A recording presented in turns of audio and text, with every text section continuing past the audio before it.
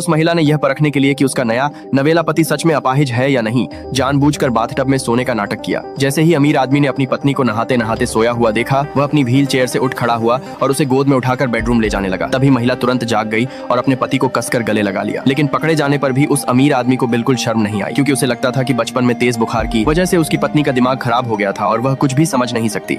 उसे यह बिल्कुल नहीं पता था कि उसकी पत्नी पूरी तरह मानसिक रूप से स्वस्थ थी और सिर्फ नाटक कर रही थी। असल में उस अमीर आदमी से शादी महिला की बड़ी बहन की होने वाली थी। 5 साल पहले दोनों परिवारों के बीच शादी का समझौता हुआ था, लेकिन एक कार दुर्घटना में अमीर आदमी के दोनों पैर बेकार हो गए। यह देखकर महिला की सौतेली मां नहीं चाहती थी कि उसकी अपनी बेटी किसी अपाहिज से शादी करे, इसलिए उसने अपनी सौतेली बेटी को उसकी जगह दुल्हन बनाकर भेज दिया। दुल्हन का जोड़ा पहनकर महिला खुशी खुशी उस अमीर आदमी की हवेली पहुंची। नौकरानियां उसका स्वागत करने लगी। उधर उसके मायके में शादी के तोहफे पहुंच चुके थे। पहले तो पूरा परिवार बहुत खुश हुआ, लेकिन जल्द ही उन्हें पता चला कि सारे गहने और नकद पैसे कानूनी तौर पर महिला के नाम है। उन पर उनका कोई अधिकार नहीं था। लालच में अंधे होकर वे तुरंत हवेली पहुंचे। उन्होंने ऐसा समय चुना जब अमीर आदमी घर पर नहीं था। महिला दौड़ती हुई बाहर आई और मासूमियत से अपने पिता को अपना सुंदर शादी का जोड़ा दिखाने लगी, लेकिन उसके पिता ने बिना कुछ कहे उसे जोरदार थप्पड़ मार दिया और तुरंत प्रॉपर्टी ट्रांसफर के कागजों पर हस्ताक्षर करने का आदेश दिया। महिला उनकी चाल समझ गई, लेकिन उसने अनजान बनने का नाटक करते हुए कहा कि उसे पढ़ना ही नहीं आता। यह सुनकर उसकी बड़ी बहन गुस्से से आग बबूला हो गई। उसने महिला पर पानी फेंक दिया और धमकी दी कि तुरंत कागजों पर साइन करो। उसी समय उसका पति वापस घर लौट आया। महिला के पिता ने तुरंत बहाना बनाते हुए कहा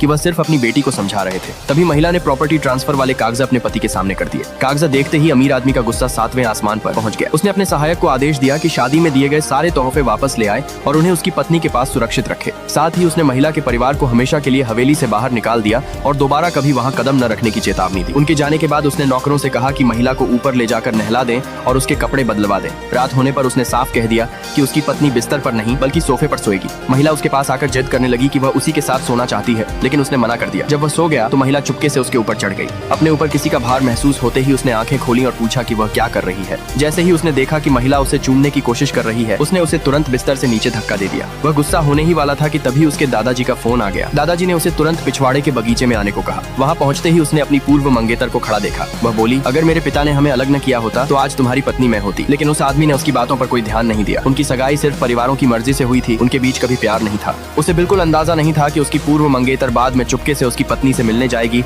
और घमंड से उससे कहेगी कि वह तुरंत अपने पति को तलाक दे दे।